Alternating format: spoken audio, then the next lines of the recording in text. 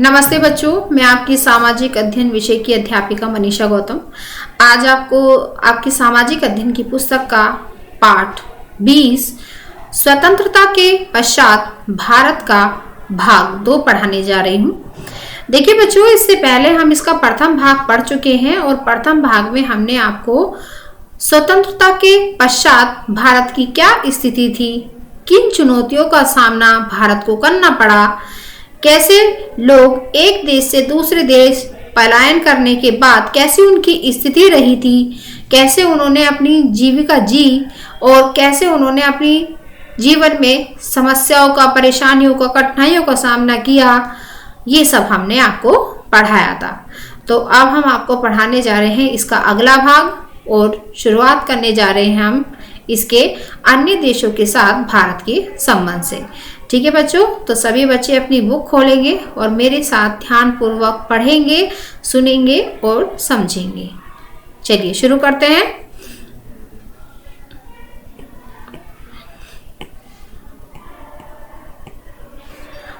अन्य देशों के साथ भारत के संबंध। अब देखिए बच्चों, भारत तो स्वतंत्र हो चुका था, उसके सामने बहुत सी कठिनाइयां भी थी, समस्याएं भी उत्पन्न हो रही थी कि भाई एक देश से दूसरे देश व्यक्ति पलायन कर रहे हैं, उनके रहने की, खाने की, उन्हें रोजगार प्रदान करने की सभी समस्याओं का सामना भारत को उस समय करना पड़ रहा था। तो ऐसे में उन्होंने क्या किया, अपने जो मैत्री संबंध थे, मित्रता के संबंध थे, वो अन्य देशों से बढ़ाए, जिनसे उन्हें रोजगार भी प्राप्त हुए और कुछ हद तक बहुत से देशों ने आगे बढ़कर भारत की मदद भी की। तो पढ़ने चलते हैं बच्चों। भारत ने आपसी समझौते तथा ख्याति के आधार पर मैत्री संबंधों को स्थापित करने की मनोवृत्ति सदैव अभिव्यक्त की है। यानी कि भारत एक ऐसा देश है कि वह किसी से भी कटु व्यवहार नहीं करता है और ना ही रखना चाहता है। उसने हमेशा, हमारे भारत ने हमेशा दोस्ती का हाथ ही सभी के समक्ष आगे बढ़ाया है।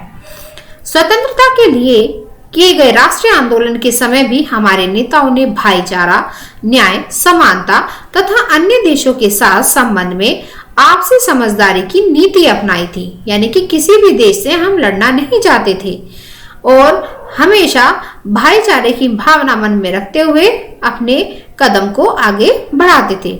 हालांकि कुछ ऐसे देश हैं जो हमारी इस नीति को स्वीकार नहीं करते हैं तथा विभिन्न तरीकों से हमारे राष्ट्रीय जीवन में विघ्न डालते हैं। यानी कि विघ्न से तात्पर्य यहाँ पर बाधा से है बच्चों। और हमारे राष्ट्रीय जीवन में क्या डालते हैं, बाधा डालते रहते हैं। कभी हमारे देश में आकर ये बम विस्फोट करते हैं, कभी आगजनी करते हैं, कभी कुछ करते हैं। तो ऐसे में क्या करते हैं, ये हमारे जो भारत की जीवन शैली है उसको भी प्रभावित करते रहते हैं। ऐसे देशों के साथ विचारों की मतभेदना होना स्वाभाविक है। यानी कि मतभेदना, विचारों की मतभेदना है कि आपस में जब विचार नहीं मिलते हैं तो ऐसा तनाव की स्थिति दोनों देशों के बीच आ ही जाती है। यहाँ हम भारत के विश्व के अन्य देशों के साथ अथवा पड़ोसी देशों के साथ संबंध की चर्चा करेंगे। तो सबसे पहले हम चर्चा किसकी करेंगे बच्चों, भारत तथा संयुक्त राज्य अमेरिका के संबंधों की। द्वितीय विश्व युद्ध के बाद विश्व 2 अत्यधिक शक्तिशाली देशों संयुक्त राज्य अमेरिका तथा सोवियत संघ के रूप में द्विध्रुवीय हो गया। सोवियत संघ के विघटन के बाद संयुक्त राज्य अमेरिका विश्व के सबसे महत्वपूर्ण एक शक्तिशाली देश के रूप में उभरा। इस विश्व के सभी मामलों में अपना प्रभुत्व स्थापित करने का प्रयास किया। जैसे कि आप सभी जानते हैं कि संयुक्त राष्ट्र अमेरिका, इसे संयुक्त इसलिए कहा जाता है क्योंकि ये हर तरह से सक्षम है। ये चाहे वो शिक्षा के क्षेत्र में हो, चाहे औद्योगिक के क्षेत्र में हो, चाहे विज्ञान के क्षेत्र में हो, हर क्षेत्र में अमेरिका सभी देशों से आगे है और इसी कारण से यह सभी देशों पर अपना प्रभुत्व भी स्थापित करता रहता है। पहले भारत ने गुट निरपेक्षता की नीति का पालन किया, जिसका तात्पर्य इन दोनों देशों से समान दूरी बनाए रखना था। अब स्थिति परिवर्तित हो चुकी थी तथा भारत ने संयुक्त राज्य अमेरिका के साथ अच्छे व्यापारिक, आर्थिक, राजनीतिक, सैन्य तथा सांस्कृतिक संबंध स्थापित किए। भारत तथा संयुक्त राज्य अमेरिका दोनों ही देश आतंकवाद के शिकार हो चुके हैं, अतः वे इस खतरे के विरुद्ध युद्ध में एक दूसरे के सहयोग करते हैं। हाल ही में भारत तथा संयुक्त राज्य अमेरिका ने, यहाँ पर राज्य आ रहा है बच्चों, ये राष्ट्रीय है कि संयुक्त राष्ट्र अमेरिका ने परमाणु संधि की है। इसके साथ ही भारत की पहचान परमाणु शक्ति संपन्न देश के रूप में होने लगी है। संयुक्त राष्ट्र अमेरिका भारत को परमाणु ऊर्जा संयंत्रों के संचालन के लिए आवश्यक ईंधन भी उपलब्ध कराएगा। तो यहाँ पर बात आ रही है बच्चों भारत की और संयुक्त राष्ट्र अमेरिका की, तो दोनों ही क्या है, आतंकवाद का शिकार हो चुके हैं और आतंकवाद का शिकार होने के बाद दोनों के मैत्री संबंधों में और गहराई आई है और ये इनके जो संबंध हैं बहुत अच्छे हो चुके हैं, क्योंकि दोनों ही आतंकवाद के विरुद्ध अपना कार्य करते रहते हैं। अब बच्चों भारत तथा रूस, तो सोवियत संघ का मुख्य भाग रूस था, लेकिन 1991 में ईस्वी में हुए विघटन के पश्चात इसकी शक्ति क्षीण हो गई। हालांकि यह धीरे धीरे पुनः एक शक्तिशाली देश बन गया।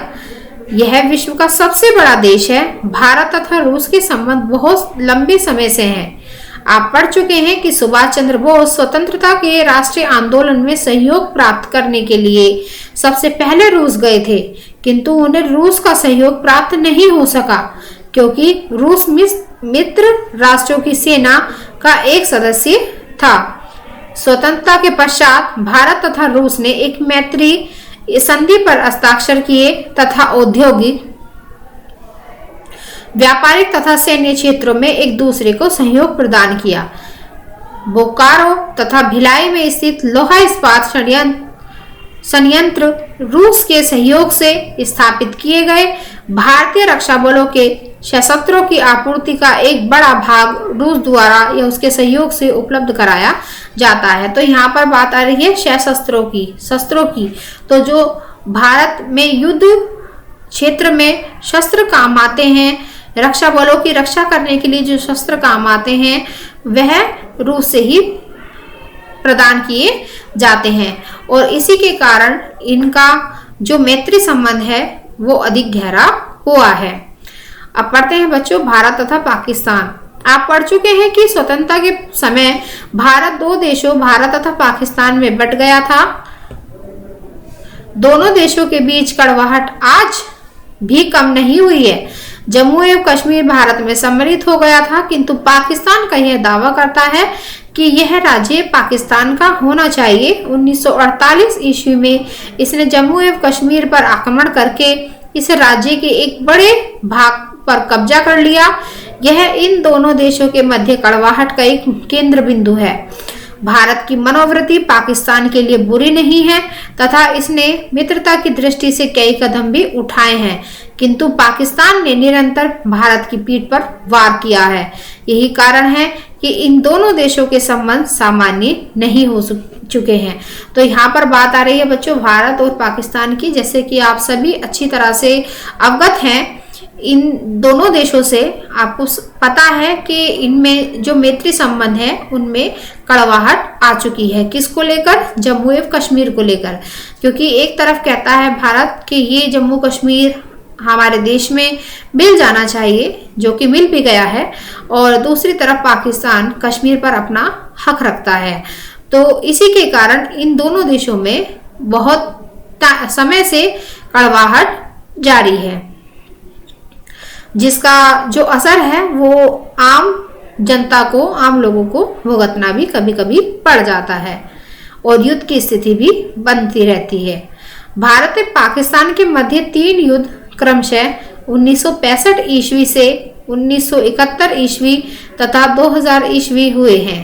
यानी कि इन तीनों सनों में यहाँ पर युद्ध की स्थिति उत्पन्न हुई है भारत और पाकिस्तान की। पाकिस्तानी सेना इन तीनों युद्धों में पराजित हुई है। पाकिस्तान इस बात को जानता है कि वह भारत को प्रत्यक्ष रूप से युद्ध करके पराजित नहीं कर सकता, क्योंकि भारत पाकिस्तान से ज्यादा सक्षम है, ज्यादा शक्तिशाली है। अतः वह आतंकवाद का सहारा लेकर अप्रत्यक्ष युद्ध लड़ता रहता है। कहीं वह अपनी कड़वाहट निकालने के लिए बम विस्फोट कर देते हैं, कभी जो हमारे सिपाही हैं भारत की सीमा पर जो तैनात है, कभी उन पर गोलाबारी कर देते हैं। तो वह प्रत्यक्ष रूप से ना लड़कर अप्रत्यक्ष रूप से यानी कि छुप कर वार करते हैं। पहले उसने पंजाब में आतंकवाद को बढ़ावा दिया, अब वह कश्मीरी आतंकवादियों को प्रशिक्षण, हथियार तथा धन प्रदान करके शरण दे रहा है। इतना ही नहीं, उसने भारत में विदेशी आतंकवादियों को भेजकर आतंक फैलाया है, जिससे संपूर्ण भारत में कई आतंकी दंगे हुए हैं। एक तो आपको अच्छी तरह से पता होगा, जिसका नाम है 26/11, जो मुंबई में हुआ था और मुंबई के ताज होटल में ये आतंकवादी हमला हुआ था, जिसमें आतंकवादी पकड़े भी गए थे और उन्हें फांसी की सजा भी भारत देश की न्यायपालिका द्वारा सुना भी दी गई थी। पाकिस्तान का प्रजातंत्र कभी भी स्थिर अवस्था में नहीं रहा है। समय समय पर सेना के तानाशाहों ने सत्ताओं को अपने हाथ में ले लिया है, जिसने संपूर्ण दक्षिण एशिया में अस्थिरता उत्पन्न की। तो पाकिस्तान का जो प्रजातंत्र है वो कभी भी स्थिर अवस्था में रहा ही नहीं है। जैसे जैसे समय बदला वैसी वैसी तानाशाही भी वहां पर बदलते रहे। अब देखते हैं बच्चों भारत तथा चीन के संबंध। भारत तथा चीन विश्व की दो प्राचीनतम सभ्यताएं हैं। दोनों ने प्राचीन समय से ही अच्छे संबंध स्थापित किए हैं। बौद्ध धर्म भारत से चीन गया और वहां का मुख्य धर्म बन गया। बहुत से चीनी यात्री जैसे फाइयान, हैंसोंग आदि भारत के भ्रमण के लिए आए हैं। भारत तथा चीन दोनों ही क्रमशः 1947 ईस्वी व 1948 ईस्वी में साम्राज्यवाद शासन से आजाद हुए। उन्होंने एक दूसरे को सहयोग करना प्रारंभ किया। हालांकि इनके संबंध तब खराब हुए जब इनके मध्य 1962 ईस्वी में युद्ध हुआ, जिसमें भारत पराजित हुआ तथा इसका एक विशाल क्षेत्र चीन द्वारा कब्जा कर लिया गया। यह क्षेत्र आज भी चीन के अधिकृत है। तो जब इन दोनों में युद्ध छिड़ा था बच्चों, भारत और चीन में, वो कब छिड़ा था? 1962 में, जिसमें भारत की हार हुई थी। और उस युद्ध में क्या किया था चीन ने? भारत का एक बहुत बड़ा हिस्सा अपने अधीन कर लिया था, उस पर कब्जा कर लिया था। 1991 ईस्वी में दोनों देशों के नेताओं ने सीमा मुद्दे तथा अन्य मुद्दों पर चर्चा की। तब इनके संबंधों में आई कड़वाहट कुछ हद तक कम हुई। तो जब 1991 में दोनों देशों के नेताओं ने क्या की? सीमा के मुद्दे तथा अन्य मुद्दों पर चर्चा की, तो तब जो इनकी कड़वाहट थी उनके मन से थोड़ी सी कम होने लगी। इस चर्चा ने काफी हद तक दोनों देशों के संबंध को सामान्य बना दिया, यानी कि जो कड़वाहट थी वो धीरे धीरे समाप्त हो रही थी। वर्तमान में दोनों देश औद्योगिक तथा व्यापारिक क्षेत्र में एक दूसरे को सहयोग प्रदान कर रहे हैं। जैसा कि आप देखते हैं कि भारत में चाइनीज चीजें ज्यादा चलन में है, ज्यादा प्रचलन में है, और चाइनीज चीजों की कीमत भी कम होती है, इसलिए इसकी भारत में डिमांड भी ज्यादा है तथा इनके बहुत से नए उद्योग भी सामने आए हैं। वर्तमान में भारत तथा चीन आर्थिक, औद्योगिक तथा सैन्य शक्तियों में तीव्र गति से बढ़ रहे हैं। इनका एक दूसरे के साथ सहयोग विश्व परिदृश्य को काफी हद तक परिवर्तित कर सकता है। तो इनके मैत्री संबंध कह सकते हैं हम कि काफी हद तक अच्छे हैं। भारत तथा नेपाल भारत के उत्तर में, चीन तथा भारत के मध्य स्थित चारों ओर थल से, यानी कि थल जमीन से घिरा एक देश है। यह विश्व का एकमात्र हिंदू देश है।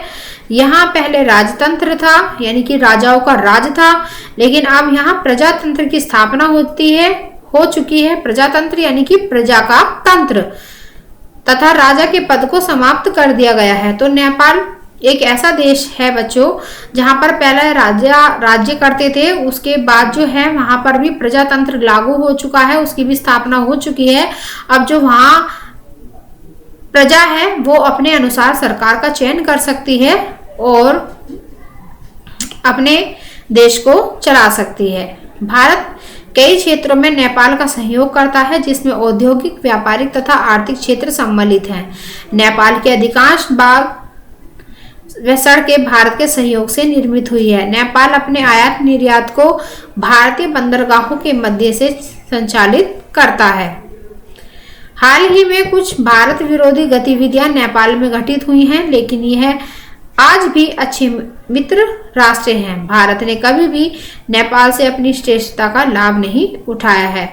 तो देखिए बच्चों, जो नेपाल और भारत के रिश्ते हैं वो बहुत अच्छे बताए हैं, क्योंकि जो नेपाल की जो सड़कें हैं वो अधिकतर भारत के द्वारा ही बनवाई गई हैं और औद्योगिक क्षेत्र में भी, आर्थिक स्थिति सुधार में भी दोनों ने अच्छा प्रदर्शन किया है। तो देखिए बच्चों, यहाँ पर जो है हमारा यह जो पाठ का भाग है वो समाप्त होता है। अगली वीडियो में हम इससे अगला भाग आपको पढ़ाएंगे। ठीक है बच्चों, धन्यवाद।